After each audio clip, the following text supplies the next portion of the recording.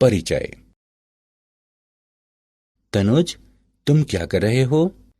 मैं विज्ञान शिक्षण से जुड़ी डीवीडी तलाश रहा हूं। क्या तुम डीवीडी तलाशने में मेरी मदद कर सकते हो? अवश्य, क्यों नहीं। अमित, क्या तुम मुझे बता सकते हो? हाँ, अवश्य। ये डीवीडी इंद्रधनुष के पैटर्न पर क्यों चमक रही है? इस रंगीन चमक के पीछे कारण क्या है? ये घटना तरंगों के विवर्तन के कारण होती है। जब तरंग का तरंगदैर्ध्य वस्तु के आकार के क्रम में होता है, तब विवर्तन होता है। डीवीडी पर सटे हुए ट्रैक तरंग के तरंगदैर्ध्य के साथ तुलना कर रहे हैं। यही कारण है कि हम डीवीडी के रंगीन चमक को देख रहे हैं। ठीक है, मैं इसे समझ गया। ये बहुत ही दिलचस्प तथ्य है। क्या तुम इसके बारे में और कुछ बताओगे? मैं इसे और जानने के लिए इच्छुक हूं। ठीक है, चलो हम तरंग प्रकाशिकी के बारे में और अधिक अध्ययन करते हैं।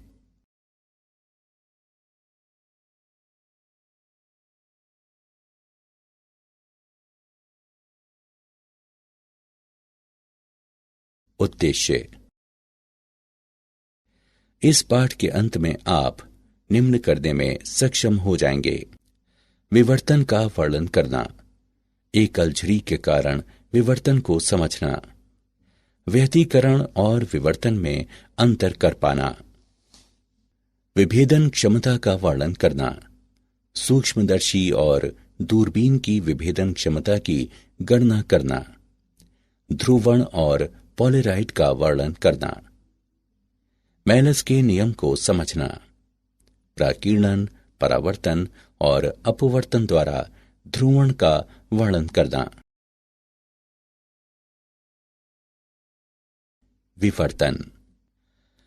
प्रकाश का विवर्तन एक परिघटना है जिसमें आपतित प्रकाश तरंगों के तरंगदैर्ध्य की तुलना में किसी अवरोध अथवा द्वारक के आकार के किनारों के चारों ओर प्रकाश तरंगों का झुकाव होता है। विवर्तन दो प्रकार के होते हैं, फ्रेस्नेल का विवर्तन और फ्राउनहोफर का विवर्तन। फ्रेस्नेल के विवर्तन में स्रोत और पर्दे अवरोधक के नजदीक होते हैं और विवर्तन के बाद प्रकाश का पर्दे की ओर अभिसरण होता है और इसके अवलोकन के लिए किसी लेंस की आवश्यकता नहीं होती है। फ्राउनहोफर वर्क में स्रोत और पर्दे अवरोधक से काफी दूरी पर होते हैं। इसके अवलोकन के लिए अभिसरण लेंसों का उपयोग किया जाता है।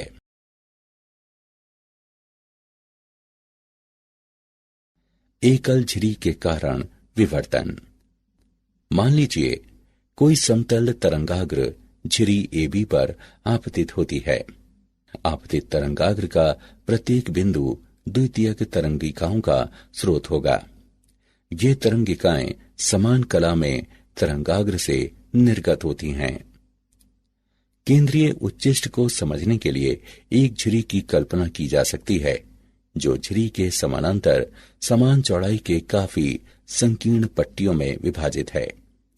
तभी तरंगिकाएं समान कला में संकीर्ण पट्टी से उत्पन्न होती हैं।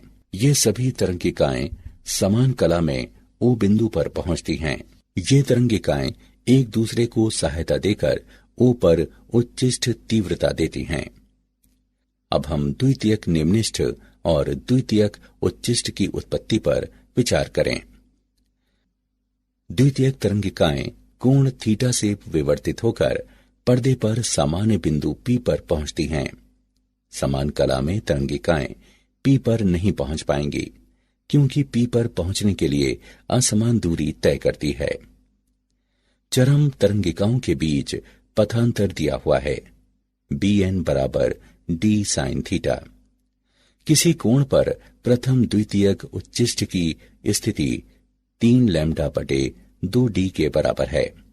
किसी कोण पर द्वितीयक उच्चिष्टि की स्थिति 5 लैम्डा बटे 2D के बराबर है।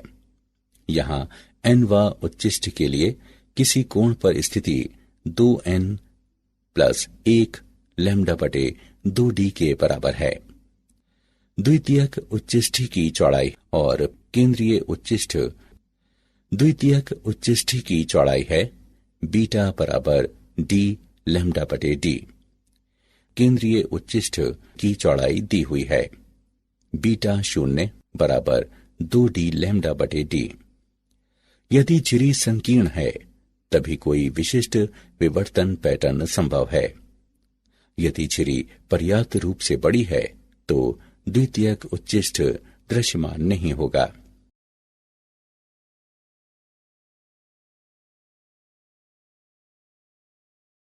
उदाहरण, हम एकल झिरी पर विवर्तन पैटर्न का एक उदाहरण लेते हैं। 0.25 मिलीमीटर की एकल झिरी के कारण विवर्तन पैटर्न के केंद्रीय उच्चिष्ट और प्रथम क्रम उच्चिष्ट के बीच कोणीय प्रसार निर्धारित करें।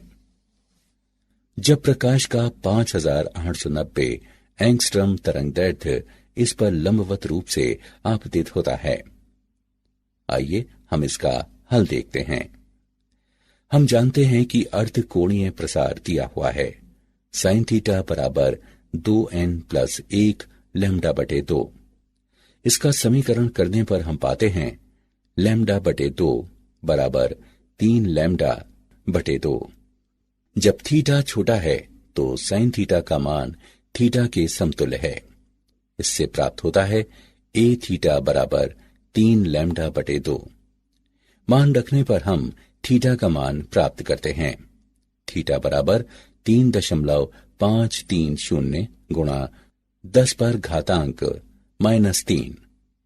यहाँ कुल कोणीय प्रसार 3.530 गुणा 10⁻³ रेडियन।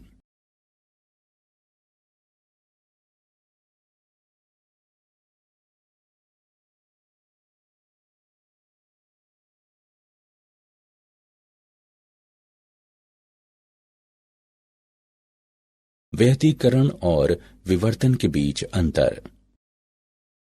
व्यतिकरण दो विभिन्न तरंगाग्र से शुरू होने वाली तरंगों के अध्यारोपण का परिणाम है, जहां विवर्तन समान तरंगाग्र के विभिन्न भागों से शुरू होने वाली तरंगों के अध्यारोपण का परिणाम है। सभी दीप्तिमान फ्रिंजों में समान तीव्रता का एक व्यतिकरण पैटर्न है, जहां किसी विवर्तन पैटर्न में दीप्तिमान फ्रिंजों की तीव्रता कम होती है, जैसे केंद्रीय दीप्तिमान फ्रिंज से एक कदम दूर है। किसी व्यतिकरण पैटर्न में निम्ननिष्ठ तीव्रता के बिंदु पूर्ण रूप से उद्दीप्त हैं, जबकि विवर्तन पैटर्न में निम्ननिष्ठ तीव्रता के बिंदु पूर्ण रूप से उद्दीप्त नहीं हैं।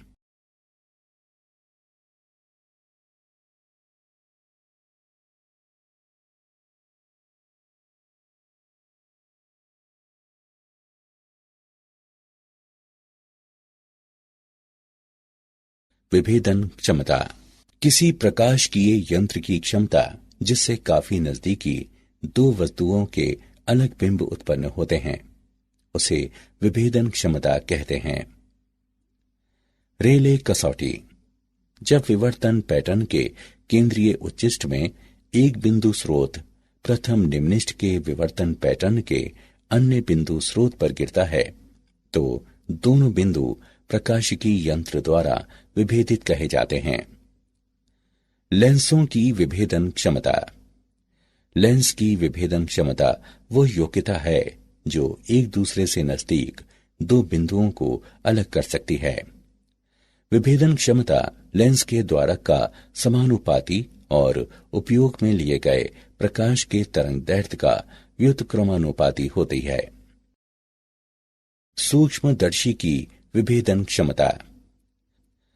सूक्ष्मदर्शी की विभेदन क्षमता को दो बिंबों की बीच की दूरी के व्युत्क्रम के रूप में परिभाषित किया जा सकता है, जिसे सूक्ष्मदर्शी द्वारा अलग किया जा सकता है। 1/Δd बराबर 2 म्यू sin थीटा बटा लैम्डा, जहां लैम्डा प्रकाश का तरंगदैर्घ्य है। म्यू माध्यम का अपवर्तक सूचकांक है। थीटा बिंब बिंदु से प्रकाश की शंकु का अर्थकोण है। म्यू साइन थीटा अभिदृश्यक का सांख्यिक द्वारक कहलाता है। सूक्ष्मदर्शी की विभेदन क्षमता को बढ़ाने के लिए बिंब और अभिदृश्यक के बीच उपयुक्त तेल का उपयोग कर म्यू को बढ़ाया जा सकता है।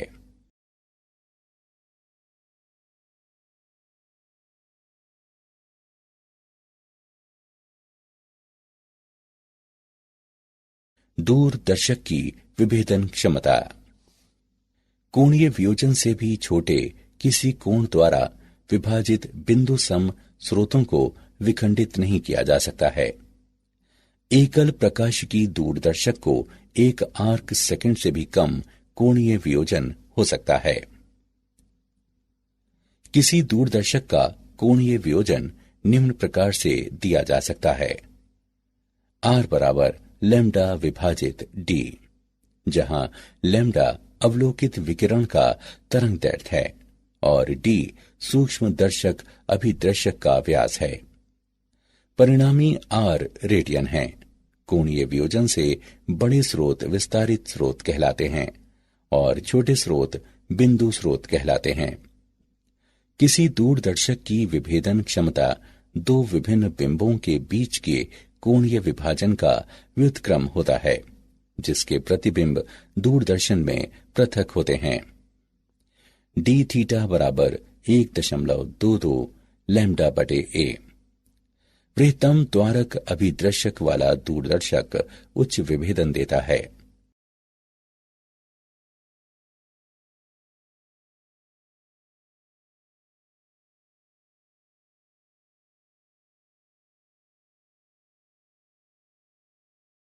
ध्रुवण। प्रकाश का ध्रुवण किसी विशेष समतल पर कंपन को सीमित करने की घटना है। समतल ध्रुवित प्रकाश वो प्रकाश है जिसमें किसी विशेष समतल पर प्रकाश के कंपन सीमित रहते हैं। कंपन का समतल वह समतल है जो समतल के कंपन से लंबवत होता है। ध्रुवण कोण वो आपतन कोण है जिस पर परावर्तित प्रकाश पूर्ण रूप से समतल ध्रुवित है।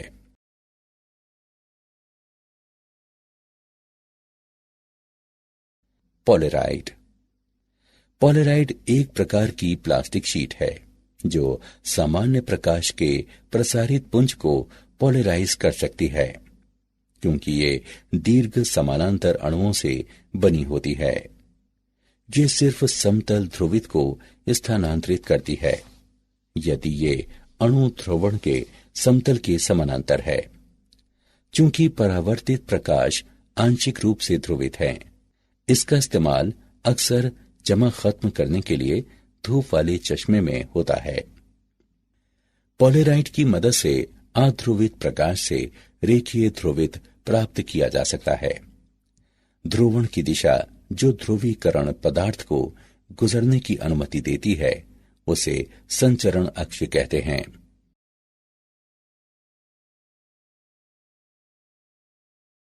पोलेराइड का उपयोग। पोलेराइड के कुछ महत्वपूर्ण उपयोग निम्न हैं। इसका इस्तेमाल प्रकाश की चमक से बचने के लिए होता है। जब हम पोलेराइड लगे धूप के चश्मे का इस्तेमाल करते हैं, आंखें किसी चमक को महसूस नहीं करती हैं। धूप की चमक से बचने के लिए कार की हेडलाइट और खिड़की के पर्दे पर पोलेराइड शीट लगाई जाती है। हवाई जहाजों और बड़े होटलों की खिड़कियों में प्रकाश को नियंत्रित करने के लिए एक के पीछे एक पोलेराइड शीट लगाई जाती हैं। बादल की तस्वीर लेने के लिए कैमरे के लेंस के पहले पोलेराइड का उपयोग किया जाता है। व्यवस्थित रूप से डिजाइन किए हुए पोलेराइड कांच त्रिविमीय प्रतिबिंब के उपयोग और इसे देखने में होता है। इसका उपयोग धातुओं के प्रकाशकीय गुणों के अध्ययन में भी होता है। मेलस का नियम। मेलस के नियम के अनुसार जब पूर्ण समतल ध्रुवित प्रकाश विश्लेषक पर आपतित होता है, विश्लेषक द्वारा संचरित प्रकाश की तीव्रता संचरण अक्षों और पोलराइजर के बीच कोज्या के कोण के वर्ग का सीधा समानुपाती होती है। मान लें कि थीटा पोलराइजर की संचरण दिशाओं और विश्लेषक के बीच का कोण है। विश्लेषक द्वारा संचरित प्रकाश की तीव्रता थीटा के साथ बदल जाती है। इसके अनुसार I बराबर I शून्य कॉस थीटा का वर्ग, जहां I शून्य विश्लेषक में प्रवेश करने वाले प्रकाश की तीव्रता है। प्रकीर्णन के द्वारा ध्रुवण। मान लें एक अध्रुवित प्रकाश y अक्ष पर भ्रमण करता है और गैसीय परमाणु A पर आघात करता है। परमाणु के इलेक्ट्रॉन आपतित तरंग के दोलन द्वारा XZ सतह पर दोलन करते हैं। विकिरण O पर पहुंचकर द्विध्रुव से चारों ओर से A पर आकर Z दिशा में दोलन करता है और Z दिशा में रेखीय ध्रुवित होता है। संचरित विकिरण Y अक्ष पर ध्रुवित होता है, क्योंकि दोनों द्विध्रुव Y दिशा में समान रूप से विकिरित होते हैं। सूर्य की रोशनी में परमाणुओं का प्रकीर्णन होता है, या पृथ्वी के वातावरण में अणु भी ध्रुवित हो सकते हैं। वातावरण की अनुपस्थिति में सूर्य की दिशा को छोड़कर आसमान काला हो जाता है। परावर्तन द्वारा ध्रुवण। जब दो पारदर्शी माध्यमों के बीच अंतर फलक पर प्रकाश पड़ता है तो ये आंशिक रूप से परावर्तित और आंशिक रूप से अपरिवर्तित हो जाता है। परावर्तित और अपरावर्तित प्रकाश की मात्रा अंतर फलक के संबंध में प्रकाश के ध्रुवण पर निर्भर करती है। मान लीजिए कोई अध्रुवित प्रकाश माध्यम 1 और माध्यम 2 के बीच अंतर फलक पर आघात करता है। किसी विशेष कोण पर ध्रुवण के साथ कोई परावर्तित प्रकाश नहीं है। सभी परावर्तित प्रकाश आपतित समतल के लंबवत रेखीय ध्रुवित हैं। ये आपतन कोण ध्रुवण कोण कहलाता है।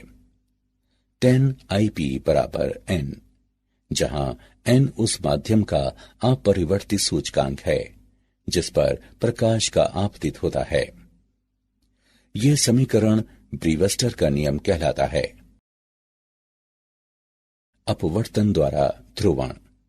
जब कोई सामान्य प्रकाश ध्रुवण कोण पर ग्लास प्लेट पर आपतित होता है तो परावर्तित प्रकाश समतल ध्रुवित, जबकि अपवर्तित घटक आंशिक रूप से ध्रुवित है। अब यदि अपवर्तित किरण किसी दूसरे ग्लास प्लेट पर आघात करती है तो ध्रुवण कोण पर ग्लास प्लेट के दोनों सतहों पर इसी घटना का पुनरावर्तन होगा। यदि समांतर सतह वाले ग्लास प्लेटों की कई संख्या के साथ प्रक्रिया को दोहराया जाए और आपतित प्रकाश इसके ध्रुवण कोण पर हो तो इन बड़ी संख्या के प्लेटों के माध्यम से अपवर्तन लगभग आपतित समतल पर कंपन की तरह होगा। इस प्रकार संचरित किरण आपतन समतल पर कंपन के साथ समतल ध्रुवित है।